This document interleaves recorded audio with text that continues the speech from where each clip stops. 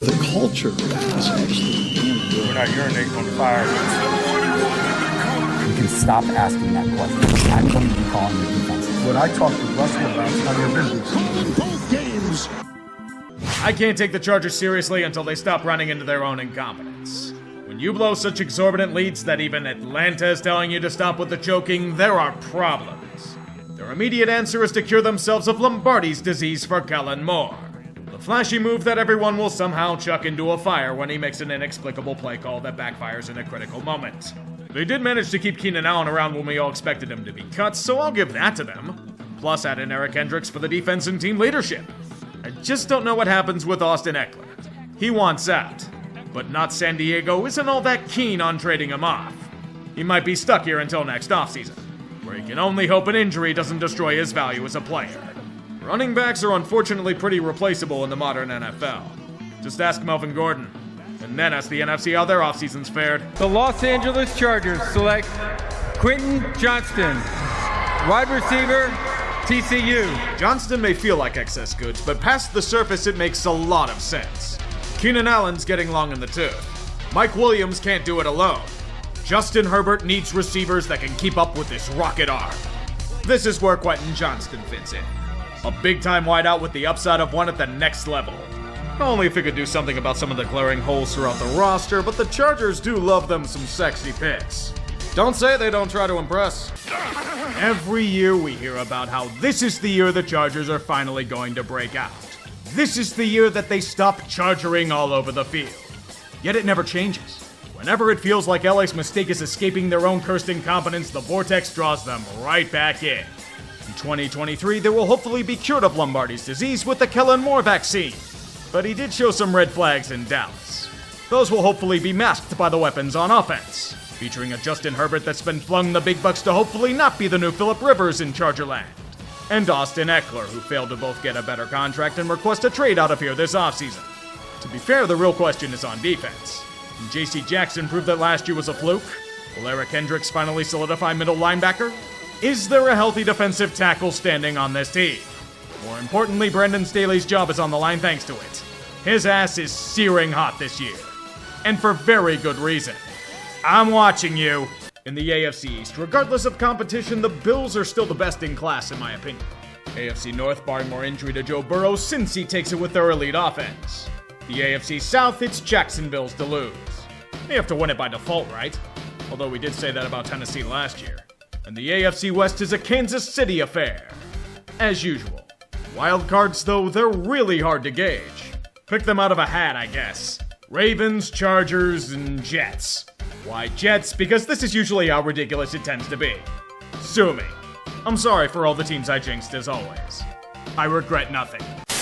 Cincinnati, a beautiful night and all.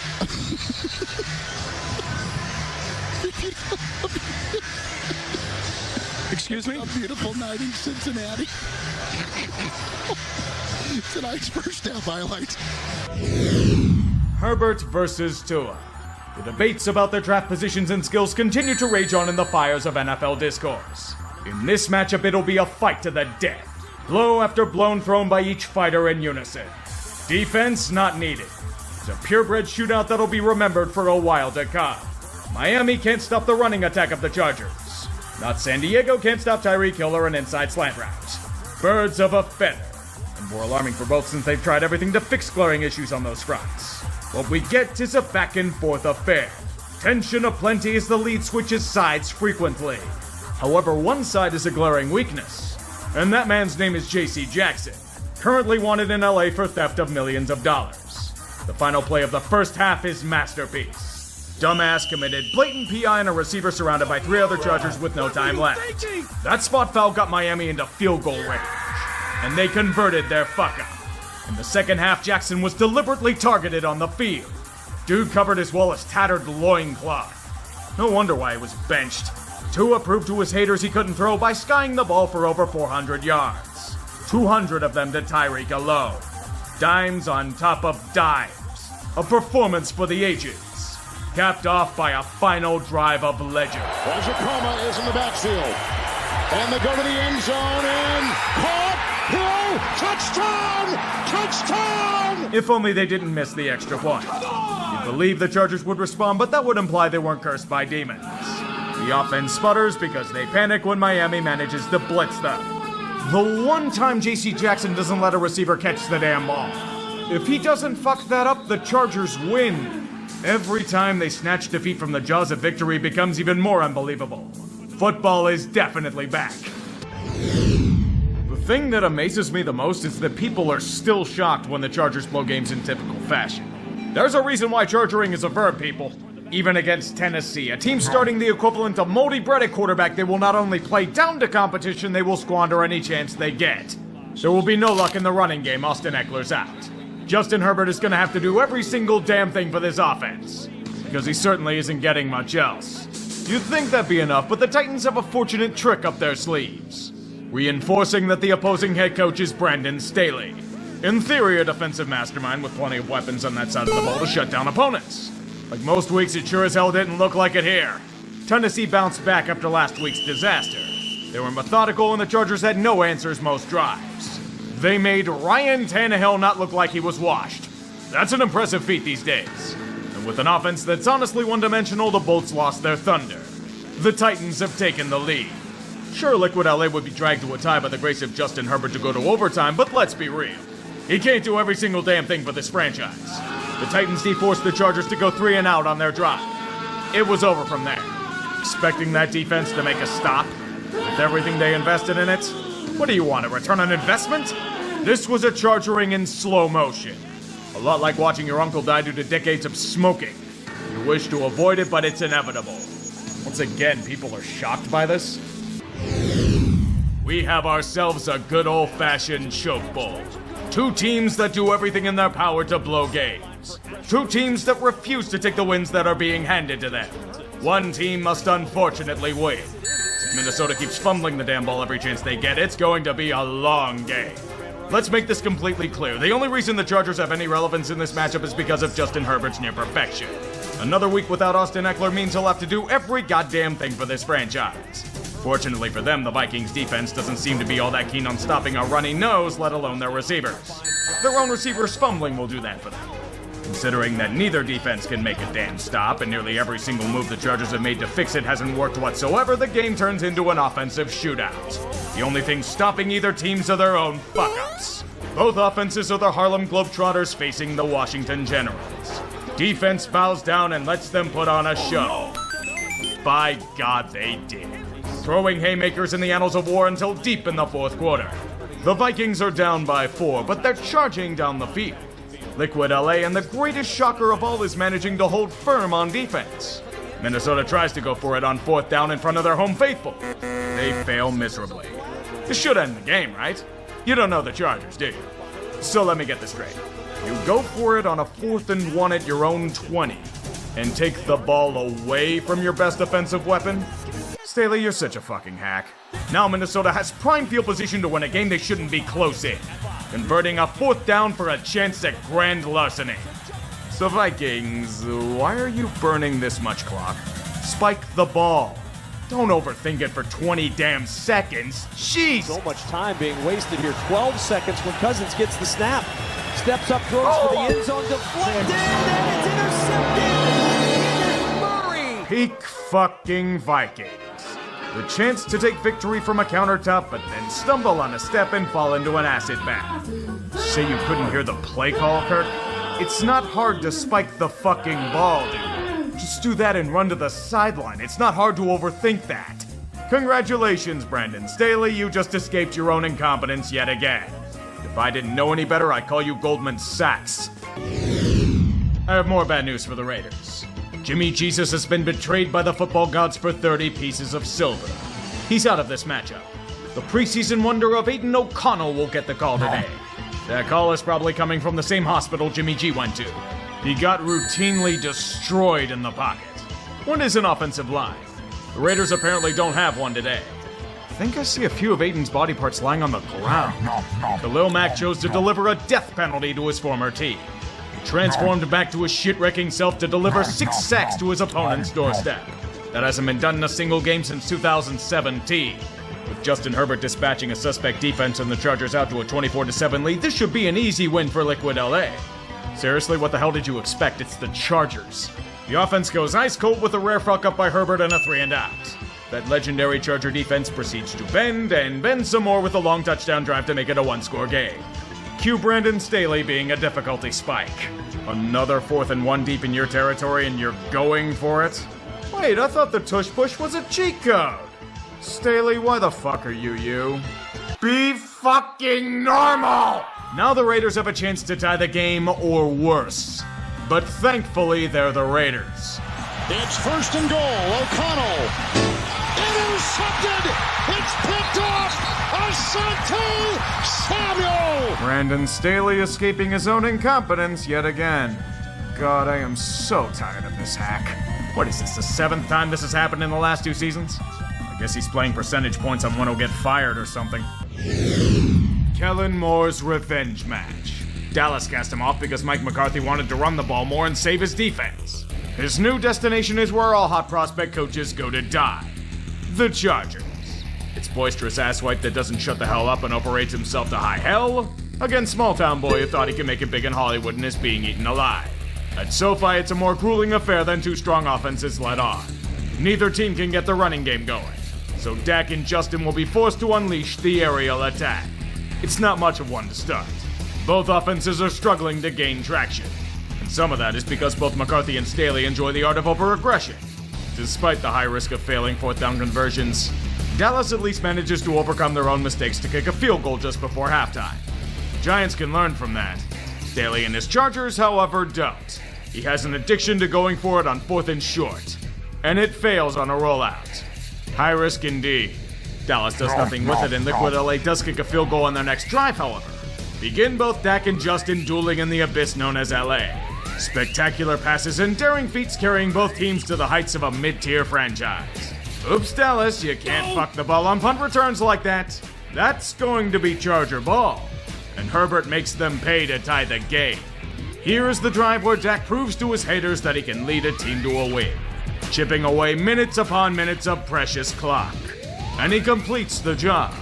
Limited time remaining and a field goal kick to take the lead. What do the Chargers do in response? Die. Justin Herbert can't do every single thing and finally buckles to the Dallas defense. This is worst case scenario for the Chargers. Look around the AFC. Nearly every team in it won this week. You lost significant ground in the playoff race, and it may hurt in the future. I know it'll hurt us since we have to deal with Cowboys fans this week. Thanks a lot for that. There's a reason why people keep thinking that one fan ESPN kept showing last week was a plant. Because no seasoned Chargers fan would ever show that much emotion. They already know what's coming. Misery, pain. A so-called defensive wizard being repeatedly gashed with a name-brand defense. The Chiefs and Mahomes could do whatever the hell they wanted in the first half.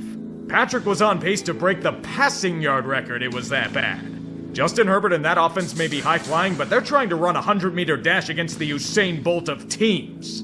They're not going to win. And even when the Chiefs' offense maxes out their kill count, Liquid LA can do nothing with it. They have the gun lodged in their opponent's mouth, yet somehow end up shooting themselves in the foot. Chance to score a TD to tie? Not happening. The pass is deflected at the line for a pick. The high-profile defense manages to actually stop Kansas City? Not happening. Kellen Moore's offense suddenly goes flaccid. And don't forget about Chargers special teams, a classic staple of their misery. By the way, welcome back McCole Hardman to the Chiefs. Finally solving the riddle, Mahomes takes them to the end zone and officially kills off their opponent. Eternal frustration isn't just expected for the Chargers. It's tradition. People are starting to shit on Justin Herbert for this yet. He's supposed to coach and play defense? He's being Philip Rivers'd in real time. Another classic staple of their misery. If Brandon Staley loses this game, it has to be Quaker instant firing for him, right? Against this Bears team, it's domination or bust. The fortunate thing is that Chicago chose to unleash their disorganized, poorly coached unit out onto the field today.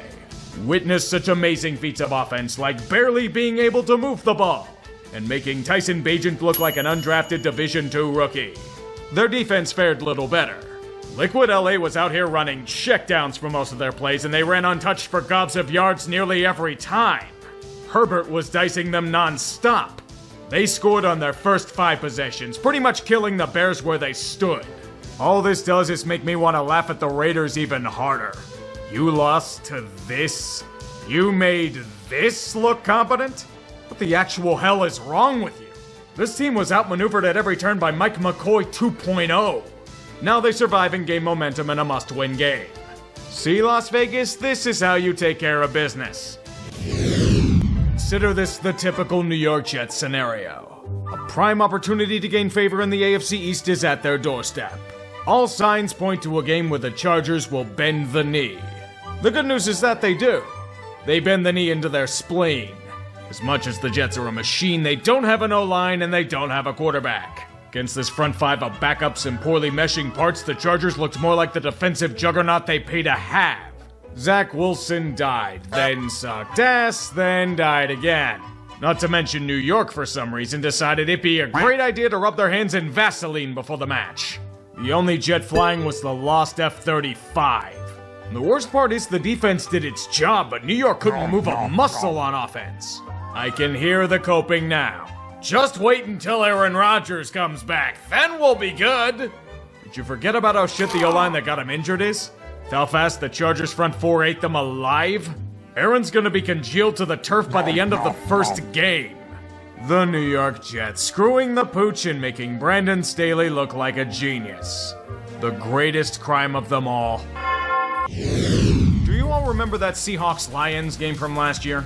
The NFL simply Control-C then Control-V that match and edited a few details. Apparently it's optional to have this thing called defense in this match. This will be an offensive showcase for both units, a flexing of power both behind center and at the skill positions. Every once in a while the offenses will fuck up, but this is for gunslinging and evading a few moving pylons every now and again. Detroit's defense might be incredibly concerning thanks to Justin Herbert picking them apart, but Liquid LA's defense is somehow even worse than theirs in every conceivable way. Alex Grinch tried to steal defense from USC and got fired from it, and the Chargers honored his attempt by allowing their lifeless bodies to be run over all game. In this onslaught, the Lions offense grew 3 sizes on this day, and everything not San Diego threw at them, Detroit countered in kind. The Chargers might find it hard to win if they keep giving up over 500 yards of it in a game. No matter what Herbert and company do, their defense keeps running itself over. We might be tied at 38 after endless 4th down conversions, but the Chargers defense, surprise, surprise, is fucking terrible. Dan Campbell is so confident in how shit it is, he'll go for it on 4th down late in the 4th. And he'll convert it. Because, once again, the Chargers. To 7-2. Derwin James is right in the middle. From 41 yards, the kick is good! Like clockwork. Every day that Brandon Staley is still the Chargers coach, a shred of Justin Herbert's sanity weathers into nothing. How can you win with a defense this shit? It's physically impossible. Detroit played ugly on the defensive end, but escaped because their opponent is just like LA. Vapid and fake. Was wrong, they honestly fit in nicely. Panic time for both franchises. 2 teams with higher aspirations than sub-500 play trying to recover from agonizing losses last week. Someone forgot to tell the Chargers to stop the agony. Any chance at success dropped like a multitude of passes. Dead serious, the receivers can't stop dropping fucking passes. It's cost them at least 7 points in the first quarter and allows Green Bay even a chance at glory. Jaden Reed will take that swinging door and run uncontested for an easy touchdown. You'd say that Joey Bosa would help out here, but more pain in Charger land. He was carted off with a foot injury. The way he was reacting, it might be long-term. Not to worry, though. Herbert will save his team like he always does, if only because a receiver of his can catch the ball for once. Begin the sheer brutality, where both offenses do everything in their power to stumble and bumble upon themselves. The Packers are absolutely beatable, but the Chargers keep self-destructing in the red zone. Keenan Allen is supposed to be sure-handed. Not in this drop for an easy touchdown, he ain't. Austin Eckler doesn't fumble the ball often? Good to know he fumbled near the fucking goal line in typical San Diego fashion. Points squandered at every turn. And all the Bolts can do is play catch-up with a touchdown. I'm honestly more stunned Keenan Allen caught a football for once. But it's here where that vaunted Charger defense comes to play. They allow Jordan Love to channel the spirit of Favre and Rodgers before him. Romeo Doubs jumps up and steals the lead away with a deep touchdown. The first 300-yard performance of his career, Lambeau celebrates along with him. Liquid LA responds with a coup de grace. Herbert, look at There's the pump. Johnston. Can't pull it in. Somehow I'm unsurprised when the Chargers keep shitting the bed like this. It's repeated nearly every week. Justin Herbert is the only thing keeping them afloat. The rest of the team breaks down and people somehow blame Herbert for it. Green Bay wins mostly because the Chargers chargered as always. 5 of their 6 losses within 3 points. The definition of pain. Soon enough, Brandon Staley's about to explode. You can stop asking that question, okay? I'm going to be calling the defenses, okay? So we're clear. So you don't have to ask that again. And hopefully you'll be calling an unemployment office in a few weeks as well. Watching the Chargers play football is an evergreen experience. You can simply gaze at box scores after the fact and come to the conclusion that, yep, chargering happened again.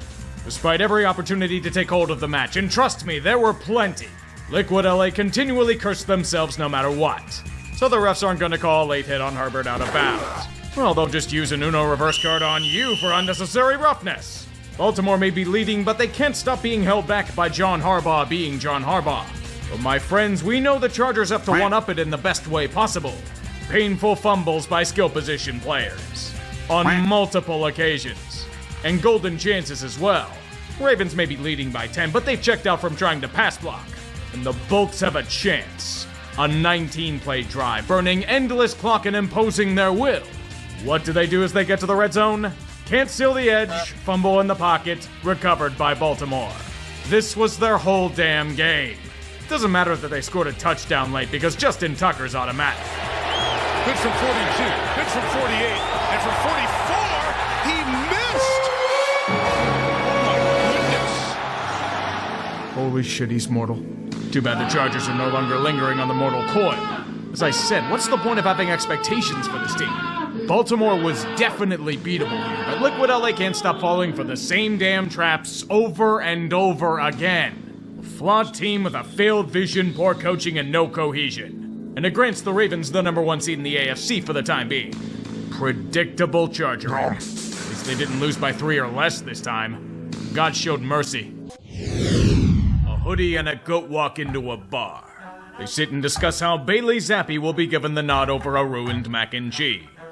The goat ponders, isn't the weather going to be terrible this game? The hoodie ignores him and just starts pounding shots. The bartender then comes over and asks how he got those drinks inside without paying. Don't you know who I am, the hoodie implores. I can single-handedly ruin a quarterback without even trying. The goat tries to stop him, yet the drunkard is throwing haymakers in the rain. But none of them hit because the Patriots are punchless. Throwback uniforms deserve a throwback to 1990. The bartender then drags him across the bar and throws his ass out on the curb. Deflated and shut out. It keeps happening every week, yet the goat sits back and looks pretty in the chaos. Visions of tanks appear in front of the hoodie. Chargers won because the Patriots have cirrhosis. The end. Look, I needed to do something to spice the segment up. This game was fucking terrible. I don't blame any Chargers fans out there if they've simply checked out of the season. From how they were dominated by both the Broncos and their fans at home, they might already be finding other ways to spend their Sunday. There are much better things to do than watch a hack and Brandon Staley become a slave to the analytics gods. Witnessing Liquid LA embrace the recessive genes and turn into fucking Quang Duck dousing himself in gasoline every week is amazing. 0 for 12 on 3rd down and 1 for 6 on 4th.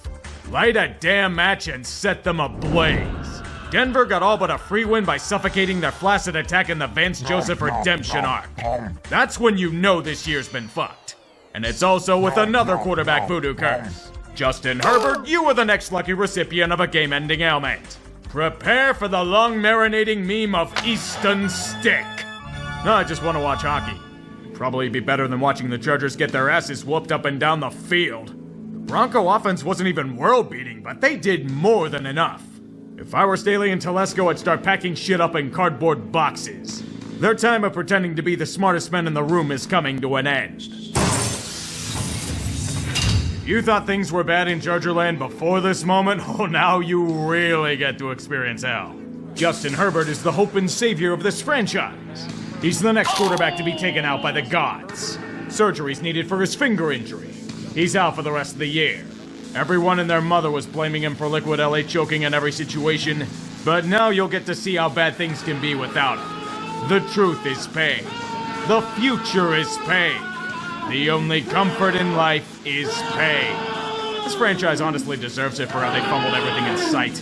Fuck you, Spanos. I don't know, Jeff. We just didn't have a good game tonight. We didn't have it. It's just one of those games where nothing went right for us.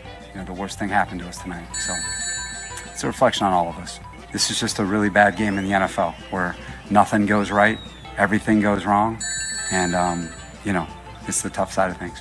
I know that what I've done here for 3 years, and I know what I put into this, and, you know, I know that we're capable of going. I know the type of coach that I am. I believe in myself. But again, this isn't about me. This is about a group that's hurting in there. We got to get some rest, and we got to get ready for Buffalo. Why do you still believe that guys still believe in you, that you can go back in there and lead this team to whatever the rest of the season is? Yeah, you'll go talk to the guys after this, and you'll be able to hear from them. Why should you be the coach if that's Games like this happen in the NFL. To every coach that's ever coached in this league, you can look at any great coach that's ever coached in the league. Sometimes games like this happen. Sometimes there are games where it doesn't go right. None of it. And you got to put it behind you, and you got to move on to the next thing. Oh, baby. Unbelievable. Jack Jones. They do it again. People thought Justin Herbert was the problem. Now you see how much he was carrying that shit franchise. Staley really should have been fired at halftime. After that horrific disaster, not only against a major rival, but a team that was shut out 4 days earlier. One that treated offense like plague, mind you. The Chargers had to pull a James Somerton and delete fucking everything. There was no way they could have kept Brandon Staley and Tom Telesco around after this. I'm not shocked at all they were thrown off the team plane mid-flight. I'm more surprised it didn't happen after that game. It's one thing to expect a bad coach to be terrible, but I thought Staley was going to be good. With how well he did with the Rams, he looked promising. The only thing revealed was that he was carried to relevance by Aaron Donald, the modern Mike McCoy. I called him a hack in January. Good lord, I might have been treating him with kitty gloves. Know how that is? A supposed defensive guru features defenses that are completely fucking terrible. Every year has gotten worse and worse, despite big acquisitions and incredible on-paper talent. Perhaps he should keep going for it, like his efforts to butcher game situations and appease his analytics master. He became a slave to numbers without understanding the context needed for success. You live by the analytical sword, it'll be the first thing to slay you. Telesco? He couldn't fill out the depth on a damn roster if his life depended on it. Surprised he lasted as long as he did, but Dean's never been known for making smart decisions, has he? This is what the Chargers are. A wannabe starlet that moves to LA, dreams of becoming famous, yet is exposed as a fraud 10 minutes after arriving. Hollow, cosmetic, irrelevant. A team with a handful of superstars surrounded by tent cities around the damn block. They're more than cooked. They're outright lost and might be facing the need for a deep overhaul of most of the roster. San Diego's lucky. They don't deserve to suffer through this failure of a franchise whatsoever. Word of advice, Brandon? You should have gone for the tie. Fuck you, Spanos. Set sail for the open seas of piracy, lads. This match is the first of many exclusive to Peacock. Thank God I can call that a tax write-off. Perhaps the Chargers can use their whole season as one as well. Maybe the Bills can, too. They've gone from besting Super Bowl contenders to heinously playing down to a competition solo they might as well have been high schoolers. Perhaps one of these days Buffalo will stop carelessly turning the ball over. In a normal world, the Bills would be up by multiple scores and we all go back to suffering through stupid political debates at the dinner table. Those debates might be on the merits of Buffalo as a franchise. A classic trap game in more ways than one. So many damn smoke and mirror situations that are masked by playing an opponent as weak as Liquid LA. They're both nowhere near the potential as a team, yet are repeatedly being bailed out by high-end talent. It's a very strange situation. One that might be rectified the moment they stop fucking the ball. But that's more a long shot than Faux LA doing anything with it. Dickert the kicker uses his golden leg to take the lead. Not surprising they blew this, right? Buffalo remembered that they're playing the Chargers and Josh Allen becomes fire guard on the final drive. How cliche. It was less the Bills won and more they escaped their own repeated incompetence. I'll give them the most sarcastic golf clap in the world as I await their impending doom in heartbreaking fashion. The Bolts simply got the electric chair as a mercy killing. Fuck you, Spanos. I did it! Revenge! think of viable solutions to a power struggle, I don't see Jarrett Stidham as a solution. It's deja vu for him. Same thing occurred when the Raiders ran Derek Carr out of town last year. If this is supposed to be an offensive spark, I'll show you a liar. That liar will probably be Dean Spanos, since the Chargers have been long dead. Know how they're lifeless? They can't convert a third down if their lives depended on it. And Justin Herbert was the problem? Yeah, sure. Maybe that's the spark that Sean Payton's been looking for. Nothing like egos clashing to force a separation, is there? Yes, the Broncos did win. But that's because this was such a desolate void that someone had to be handed a win for formality's sake. Not that it matters for the endgame. It's hard to come back from a 1-5 start. The hopium supply will cease. Remember, Denver, Broncos country may no longer ride, but the ride never ends. Does that even make sense? Kansas City can't get much worse than their shitty performances recently, but with the division already secure, no point in playing most of the starters. Season's already wonky as hell, so why not enjoy an encore appearance of Blaine fucking Gabbert as he goes up against Easton Stick? The matchup no one's been dying to see this season. This game will end up like that final scene in Raiders of the Lost Ark. Packed away in a box buried in a warehouse never to be found again. Did anyone pay attention to this game? Perhaps they simply tuned out after peak charging happened near the goal line. For a 97-yard scoop and score by KC. If that ain't their season in one play, I don't know what the hell is. The only thing to remember about it was Chris Jones getting paid a hefty bonus for double-digit sacks. Otherwise, it was a mere business transaction. There were a bunch of field goals that happened in the process, but in the end, the Chiefs got the last laugh with a 1-point victory. The Bolts dare waste one of the greatest carry jobs by Easton Stick? That's worthy of scorn. Fuck you, Spanos. This had been unfolding from the moment they unleashed peak charging in Jacksonville back in January. After doing nothing to fix it, this was merely an addendum to their failure. It's honestly a repeat scenario from seasons past. Terrible defense led by god-awful free agent signings, a core that's aging out in areas, and an offense that solely relies on Justin Herbert bailing them out. You know there are people blaming him for this?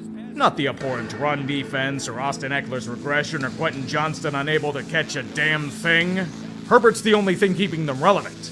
And everyone saw it the moment he went down with injury. The team simply said fuck it and checked out. Most of their winning was in spite of themselves, but getting mauled by the goddamn Raiders? A cold wake-up call. Brendan Staley and Tom Telesco are gone, even though it should have happened months earlier. And the Bolts are in a perilous situation. Most of their top cap hits are on a sharp decline or are already gone. Telesco's poor depth signings do little in support. Herbert's great, but he can't do it alone. Liquid LA may be forced into a rebuild or a retool at minimum. It forced Dean Spanos to finally pull out the checkbook and give a king's ransom to Jim Harbaugh to return to the NFL after a long absence. Get a natty at Michigan and then get an even bigger bag in the pros? Pete Carroll taught him well. With Joe Ortiz from Baltimore at his side, there is much work to be done. Nothing else to be said.